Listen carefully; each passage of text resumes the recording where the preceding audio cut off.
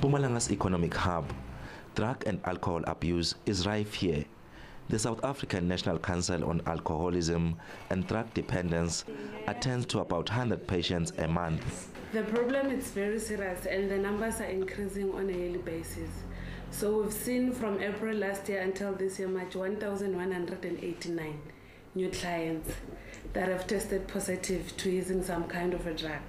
So which is the number that is increasing for the children and the youth. The private sector is contributing in addressing the problem. Sport is being used to keep young people away from the streets.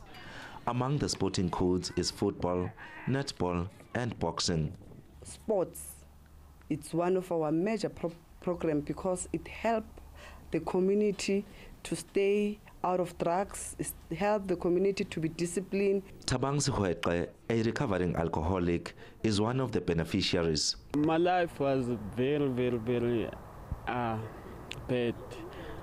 So I would like to thank Vitrovian for saving me through some other stuff like drugs and alcohol. From netball, the only challenges that we're having is the facilities around the area, which is in Witbank. However, this program is assisting us because now whenever we move from one area to another, they're starting to develop grounds facilities. That alone is assisting us to have to enlarge the sport itself. Unemployment is believed to be a major contributory factor in young people abusing drugs. Zinhle Zulu, a resident of Emalahleni, has been helping young people quit drugs for many years now.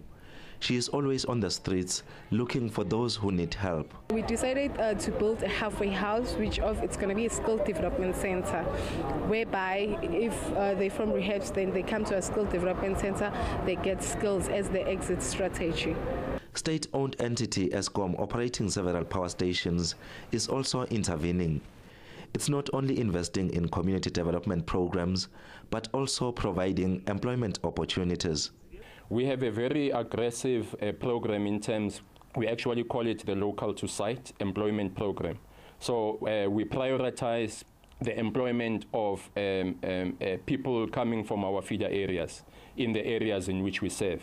So we are proud to say that at least 30% of the workforce at Kusile Power Station. We're sitting with 18,000 people working at Kusile today, of which the other side of 5,000 is actually local to site, coming from our local feeder areas, which is Bronkhorstspruit, Paula, Delmas, Emalahleni. Despite the many efforts put in place in fighting the scourge of drug and alcohol abuse, the problem seems to be becoming even more serious. Organizations and private companies are appealing for government to provide even more support.